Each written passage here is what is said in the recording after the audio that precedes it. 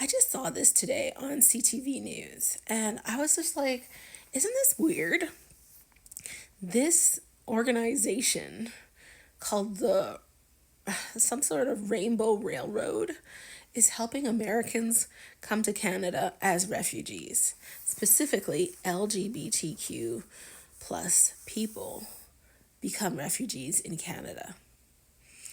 Apparently, it's so horrible now in the United States that these people are running away to Canada. And at first, I was like, whatever, like if you want to move to Canada, whatever, that's your business, right? But then I was just like, think of all the other refugees. I mean, you might as well try if you want, right, to be a refugee in Canada from the United States. But think about it. You've got what, 50, 51 places in the United States that you could go to? You can go to Hawaii. You can go to Guam. You can go to one of their territories. You can go to Puerto Rico. You can go to the U.S. Virgin Islands, right? You can go to like Florida. You can go to Missouri. You can go to Washington. You can go to California. You can go to just all these places in the United States. But you're a refugee in Canada? Like, don't you realize you're going to have some of the same persecution in Canada that you're having in the United States? Maybe not all of the same.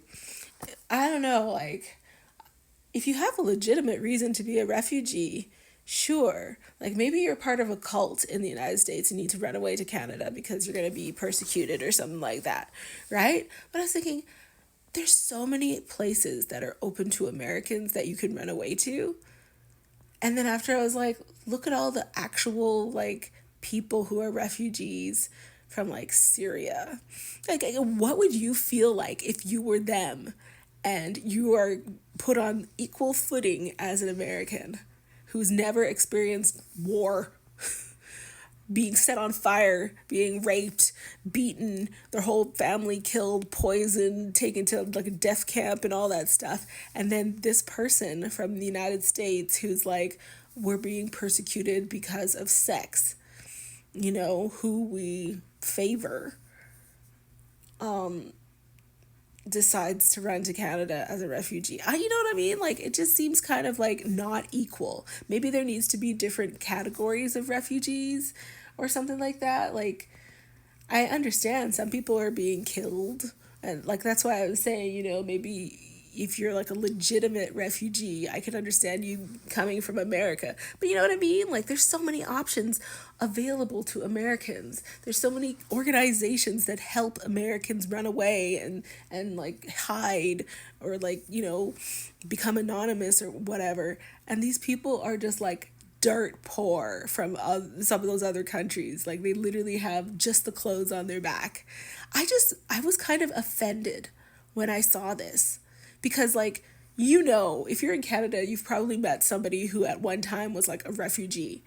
And when you actually talk to them, they're like, they killed my whole family. They burnt us up. They tried to like rape us in the forest or, when we're children, and like horrible stories that these people tell of trying to escape their country and being saved by coming to Canada. And I was just like, how can you compare your life to them? You're living it easy. Nobody's attacking the United States on mainland United States.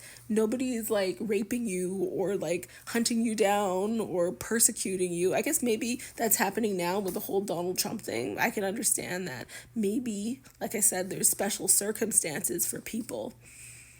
But I was just really appalled when I saw this. Like, you're helping the people who have had the most privilege in the entire world.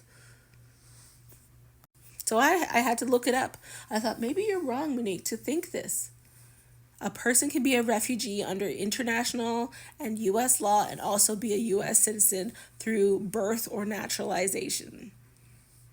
So, yes, Americans can be refugees in like China or Canada or England or somewhere where there's like no war or anything like that. They can go from places like the United States and be refugees in those countries. It says that they have to have well founded fears of being persecuted for reasons of race, religion, nationality, membership of a particular social group, or particular opinion, whatever. So they can be refugees, but you know what I mean? Like, common sense says that if you're an American, you've got all of these different places that you could live, that you can just easily get up and move to if somebody's bothering you. If you're in California and somebody's targeting you, you can move to Florida. If you're in Texas and somebody's targeting you, you can move to Missouri. You know what I mean? Like, or you can move to Hawaii or Guam or wherever. There's so many places that are open to Americans. And I thought, look at these actual people who have nowhere else to go. What do you think about this situation?